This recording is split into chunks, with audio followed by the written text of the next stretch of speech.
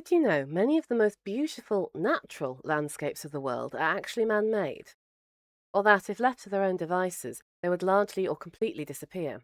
When we talk about habitats and biomes, we tend to do so in isolation, without taking into account what habitats they border. But the reality is quite different. All habitats are bordered by other habitats, and few remain a single homogeneous habitat. Instead, we see a patchwork of different microhabitats, all home to their own flora and fauna. Many of these habitats would not exist without human intervention. In my video at Cly Marshes, I documented how the wildlife changed as I moved further into the marsh, how woodland, grassland and farmland species slowly gave way to more specialised wetland species. And this general trend can be seen in most habitats. Hi, I'm Dr. Eleanor Tufnell, an environmental scientist, and in this video I'm taking you through a stunning example of a mosaic habitat, Roydon Common. I'll teach you all about the different habitats, including what the difference between a heath and a moor is, and how carr woodland forms. I'll tell you a bit about the history and ongoing management of the site, and I'll take you through the different species that make the different habitats their home. Many of the species I'll be discussing here can be found across several of the habitats at Roydon Common, but may only be mentioned in one. Just remember that these habitats overlap and interlock, so species can and do move freely between them. Roydon Common. Norfolk, UK, was once covered in heaths and bogs. Now many of these are gone, replaced by farmland, commercial forests and other land uses. But at Roydon Common, a growing slice of that ancient landscape has been preserved. Here you can see a number of specialised habitats right next to each other. These include wet carr woodland, a valley mire or acid bog, wet heathland, and open grassland.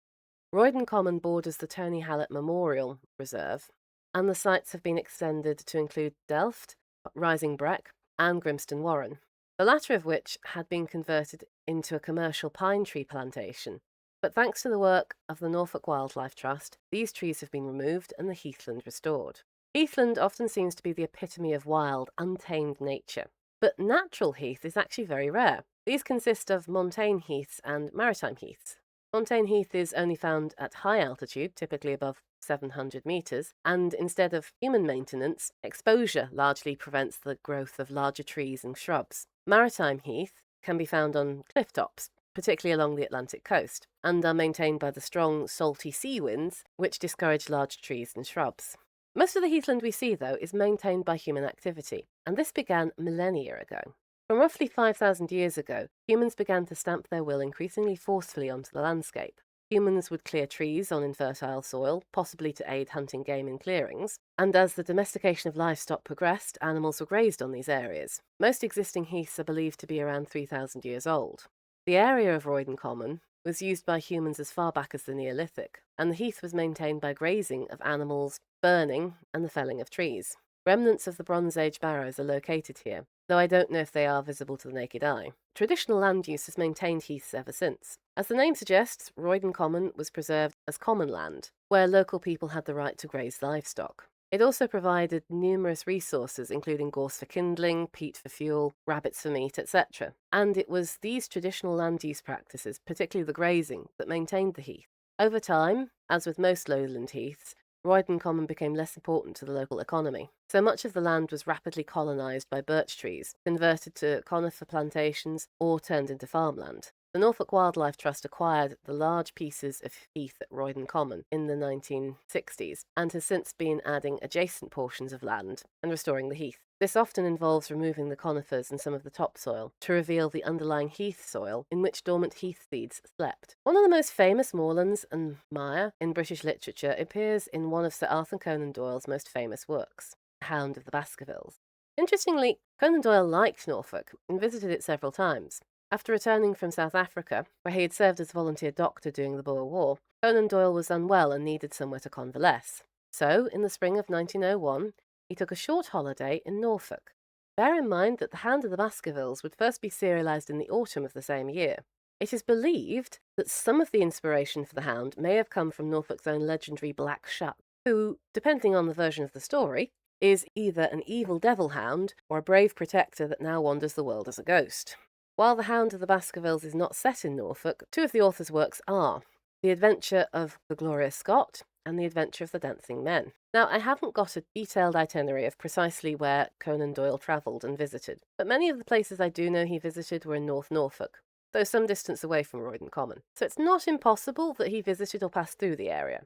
But the Hound of the Baskervilles takes place on a moor, not a heath, right? Is there a difference? The key features of heathland are low soil fertility, which results in only a small number of highly specialised plants growing. The most dominant of these plants is usually heathers. Heathland can occur from sea level all the way up to 1,000 metres above. However, heathlands differ in a number of ways, due to the altitude, moisture, climate, underlying soil, and terrain generally. Heaths are typically divided into upland and lowland varieties. Upland heath is generally found in the north and the west of the UK, as well as in the uplands in Dartmoor and Exmoor. Blue might be in the name there. Upland heaths are over mineral soils and shallow peat. Lowland heaths, on the other hand, are unsurprisingly found on lower altitudes, generally below 300 metres, and usually feature soils made up of free-draining sands and gravel. So what is a moor? Well, moor is a term that is often applied to upland heath, as well as some similar habitats such as blanket bog. A mire, if you saw my wetland guide video, can be applied to a number of different habitats, and simply requires that the ground be wet, muddy, boggy, and/or sticky. As Roydon Common includes large sections of bog and a valley mire, this would count, at least in the wetter weather. So did Grimston Warren and Roydon Common possibly inspire the Hound of the Baskervilles? Unlikely, but his time in Norfolk certainly seemed to. Wet carr woodland. Since this isn't a term most of us use on a daily basis, I shall start this section by explaining what wet carr woodland actually is. Carr woodland forms when certain wetlands, such as fen or bog, are left unmanaged for long enough. Small shrubs and trees slowly start to appear over time, but the watery nature of the soil doesn't change all that much. This type of wet woodland is a characteristic feature of the Norfolk Broads, having developed on top of unmanaged fen. Mature stands are considered most valuable, as by this point the woodland is a biodiversity hotspot, full of woody species, low-growing plants, and shade-tolerant herbs. They also require very little maintenance, at most coppicing some trees on the edges to soften the transition between fen and carr. Younger carr woodlands may be left to develop or cleared to form open fen. Before reaching the heath itself, my route took me through patches of carr woodland. It was largely made up of bracken, brambles, and some shade-tolerant flowers such as yarrow and lots of ragwort, and silver birches, with a small number of relatively young oaks. At the edges we saw more gorse and broom, before it gave way to the heathers of the heath. Roydon Common is reputed to be home to around 30 different species of butterfly. I saw a lot of them during my walk, but most fluttered past too quickly to photograph. But I did get some lovely photographs of commas and gatekeepers. I found the gatekeeper particularly appropriate, as it gets its name, not because it doesn't think you belong in the butterfly fandom, but because it is often found feeding on the flowers that grow around gateways, along hedges, and at field edges. In other words, it thrives on the boundaries of different habitat, which is precisely what makes Roydon Common such a special place. So many habitats smushed together. Roydon Common is estimated to be home to around 450 species of moth. I disturbed clouds of them as I walked through the woodland, so I can believe it. While none of them sat still long enough to be photographed, I did spot my favourite caterpillars. These stripy jumpers are the caterpillars of the cinnabar moth. I made an entire short on those. Here they were thriving, with every ragwort plant I found teeming with them, which can be a bit of a problem because they will turn cannibal if they run out of their food plant. Here you can see one of them performing a little twitchy dance that is apparently meant to tell me, "Stay back, I'm poisonous!" While I didn't get to see them on this trip, the carr woodland is host to many wonderful birds, including the green-listed woodlark, red-listed tree pipit, and the green-listed buzzard. While buzzards are currently the UK's most common bird of prey, persecution and pesticide use led to their disappearances from much of the country by the mid-20th century. Thankfully, legal protections and a reduction in pesticide use has allowed them to recover, and their numbers have more than quadrupled since the 1970s. As summer visitors to the UK, the tree pipit prefers the edges of birch or oak woodland and open clearings with a few trees. So Roydon Common is perfect for them, which is just as well as they are in decline due to a number of reasons, including structural changes to many of the UK's woodlands. Valley mire, acid bog. Valley mires, as the name suggests, are formed at valley bottoms and consist of waterlogged, deep peat and acidic wetland species. Roydon Common's valley mire is an acid bog. If you watched my video on wetlands, you'll know what that is. If you didn't, that would be a great video to watch after this one. But in short, a bog is a wetland with peaty soil that is fed by rainwater, rather than groundwater or surface water like rivers and streams. Because of the lack of running water and the thick layers of decaying plant matter, the waters of the bog tend to become both acidic and anoxic. The habitat of the bog and heath at Roydon Common is maintained by managed grazing of the site. I did not see the cows myself, but I found their tracks, wallowing holes, and dung. Their presence should help prevent the rest of the common becoming carr woodland. Despite the poor nutrients in the soil, this habitat still boasts an impressive array of species. Waterbird species, such as the amber-listed redshank, are known to breed here. While I didn't see any of those, I did see a large number of beautiful blue or green dragonflies, which, given their size and coloration, I believe were emperor dragonflies. They wouldn't stop to pose for photos, which is apparently typical of the species, which rarely alights and will even eat its meals while flying. The males have a sky blue abdomen, while the females usually have a green abdomen, though they can also be blue. Both males and females have a dark central stripe. The species had seen a decline, but has, since the 1990s, seen a solid increase in its numbers. Apparently, they often fly with the rear part of their abdomen pointing slightly downwards, but the ones I saw were moving far too fast for me to notice such a detail. But the plant life is the real star here. Due to the low nutrients and acidic conditions, bog species often have unique adaptations. The most striking in that regard are the sundews. There are multiple species of sundew in the UK, and hybridization can complicate identification. Roydon Common is known to be home to both the round-leaved and the oblong-leaved sundews. As the soils rarely provide enough nutrition for the sundews, they have evolved to eat flies to supplement their diet. Here you can see round-leaved sundews nestled among sphagnum mosses. There are multiple species of sphagnum moss. These mosses are vital to the creation of peat bogs, as their spongy masses store water, which prevents the decay of the plant matter and will eventually form peat. Alongside these, I found what I think is cross-leafed heather, due to its long branched stems, narrow grey-green leaves that seem to be arranged in whorls of 4, and its pink bell-like flowers, which are clustered at one end of its branches. Cross-leafed heather is similar to bell heather, but bell heather is smaller, and the flowers cluster all around the stem rather than on one side. I also saw a large number of the stunning yellow flowers of the bog asphodel. The flowers appear on long spikes and have an unusual star-like pattern. This plant can reproduce both by underground rhizomes and by seeds. I was too early to see it, but apparently after they flower, much of the plant becomes orange and red, and it produces egg-shaped fruits. Interesting piece of trivia here, but their Latin name translates to bone breaker, because it was once believed that if livestock consumed it, they would develop brittle bones. There was a basis for this belief, but the flowers are not the culprit. Rather, the calcium-poor diet of the pasture provided to the livestock. These days, Norfolk Wildlife Trust has implemented carefully managed grazing regimes, which maintains the bog and also ensures livestock receive a varied and nutritious diet. The last bog plant I'll be talking about here today is the marsh lousewort. I sadly did not see this plant during my visit, but it is known to grow at Roydon Common. This semi-parasitic plant attaches itself to the roots of sedges and grasses, extracting water and minerals from its host. This is a plant that thrives in valley bogs, so fits right in here. The plant isn't nationally endangered, but its distribution is uneven. It is fairly common in the north and west of the UK, but quite rare in central and southeast England. Most of its population declines date to the 1960s and 1970s, when drainage for agricultural or urban development resulted in the loss of habitat. As they do not tolerate shade, areas of wetland that had been neglected and become overgrown with shrubs and trees are no longer suitable habitats for the plants. Wet heathland.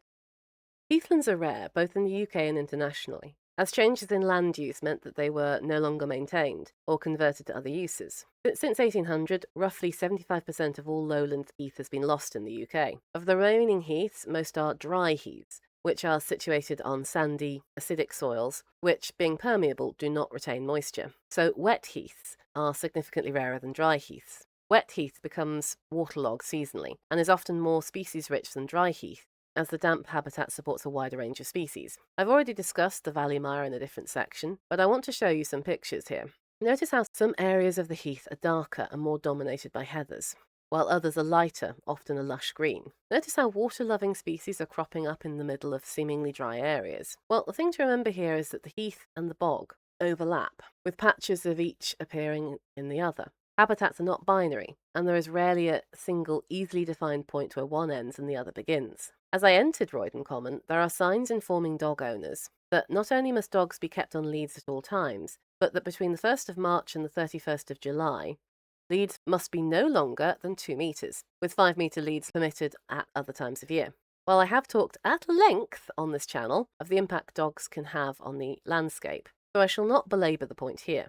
At Roydon Common, the rules are to ensure the safety of wildlife, particularly ground nesting birds, but also the safety of your dog. This is because Roydon Common is blessed with the UK's only native venomous snake, the adder. These snakes are fairly small, growing roughly 60 to 80 centimetres and weighing 50 to 100 grams. Adders are usually greyish in colour, with the males tending towards a silver grey, and females tend to be lighter or reddish brown, though black, melanistic morphs of this snake do occasionally appear. They have red eyes and a very distinctive zigzag pattern down their back, which sets it apart from the few other snake species in the UK.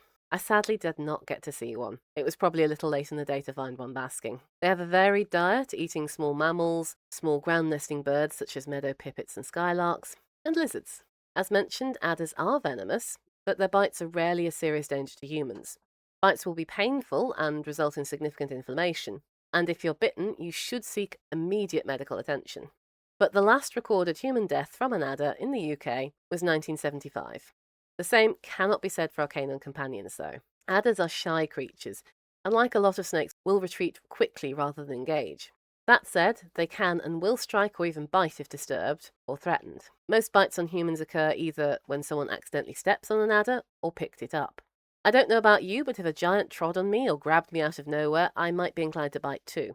Dogs are curious creatures and do not always have the best survival instincts, so may disturb or harass adders, and unfortunately this can lead to the adder biting them in self-defense. If you are walking your dog through adder habitat, please pay attention to any signs giving you advice or instructions. Many places that host adders may even include signs telling you the nearest emergency vet with antivenom. It may be worth looking at this information in advance just in case. Keep your dog on a lead at all times and keep that lead short. Pay attention to what your dog is doing and keep it under control so it doesn't disturb or harass the wildlife. I know footage circulates most years of adders appearing to aggressively attack a camera, often, I suspect, having been severely provoked beforehand. But as scary as it may seem, in reality, what you are seeing is an adder who is thinking, "Oh God, I'm going to die. It's going to kill me. Get back. Keep away. I don't want to die." Its venom isn't for you. It's a waste to use it on you. All that snake wants is to be left alone. If you startle one, step back or sidestep away carefully. It will most likely retreat to the nearest available escape route. It doesn't want to bite you, and it doesn't want to bite your dog. Keep your distance and everyone gets to go home safely. The most well-known plant of the heath is the heather. If you're wondering whether the words heath, heather, and for that matter heathen share a common source, the answer is we don't know. Maybe, possibly, little evidence for it, so it could also be a coincidence. I included a link in the description to an article on the topic if you enjoy linguistics and etymology.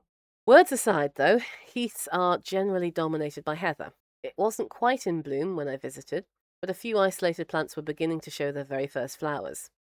Heather in full bloom is a sight to see, and I fully intend to return to see Roydon Common crowned with heather.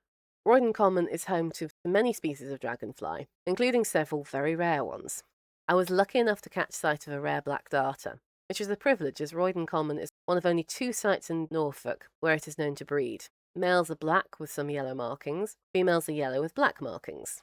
They have seen a significant decline over the past 50 years, particularly in England. The habitat is peat moss and heathland, as they need acidic pools such as the bog pools at Roydon Common to breed in. Another species of unusual dragonfly found in Roydon Common is the keeled skimmer, which I don't believe I saw. These are slim dragonflies and possess a dark line or keel down the middle of their back. The males have blue bodies and blue-grey eyes, while the females have yellow-brown bodies and brown eyes. They have patchy distribution in Britain, but have been expanding. Their preferred habitat is wet heathland that features pools or streams, so Roydon Common is a good spot for them.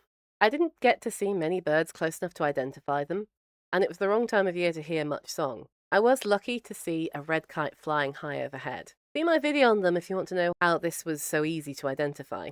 I also saw a mother grouse and her chicks. They were startled by us walking past on the footpath, so she did a brave little dance to attract our attention so her babies could sneak away. We moved on so as not to distress her further, and I can only assume she and her chicks met up again and got back to their business. Other birds known to frequent the area include the elusive nightjar, the green-listed stonechat, and the red-listed skylark and Eurasian curlew.